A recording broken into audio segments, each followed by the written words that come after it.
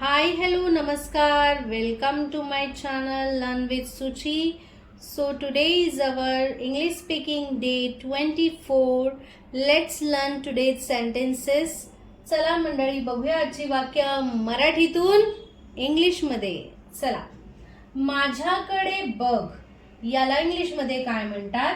Look at me. Look at me. Look at me, माझ्याकडे बघ. Repeat this sentences after me so that you will also have a practice at home with me. लवकर येला म्हणतात come fast. लवकर ये, come fast. पुन्हा प्रयत्न कर, ट्राय अगेन. प्रयत्न म्हणजे ट्राय करणे, करेक्ट? पुन्हा अगेन. सो पुन्हा प्रयत्न कर, ट्राय अगेन. नेक्स्ट सेंटेन्स, मोठ्याने बोल याला म्हणतात स्पीक अप, किंवा याला तुम्ही स्पीक लाऊडली असं सुद्धा म्हणू शकता. ठीक आहे, तर आपण इथे स्पीक अप असं म्हणणार आहोत.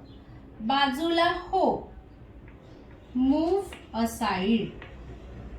Move aside.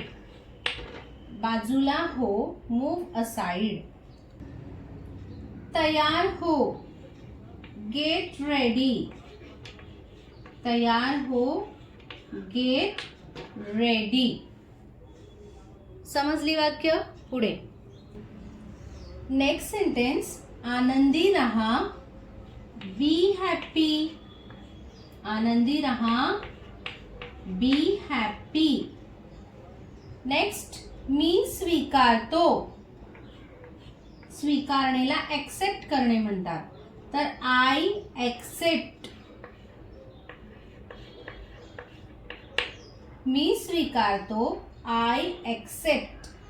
माझा अंदाज आहे, आय गेस. आपण गेस करतो ना तसं.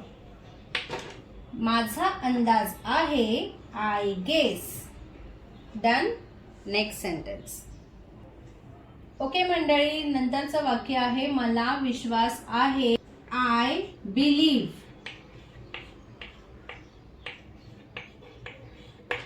आय बिलीव्ह म्हणजे मला विश्वास आहे. तर आता पुढचं वाक्य मला तुम्ही सांगायचं आहे मंडळी, की नंतर भेटू याला इंग्लिश मध्ये काय म्हणतात याचं मला कमेंट करून उत्तर तुम्ही सांगायचं आहे. नंतर भेटू याला इंग्लिश मध्ये आपण काय म्हणणार, कमेंट नक्की. आणि व्हिडिओ आवडला असेल तर एक लाईक नक्की करा, शेअर करा तुमच्या मित्रमैत्रिणींना. आणि चला आता भेटूया नेक्स्ट व्हिडिओ मध्ये. तोपर्यंत बाय बाय.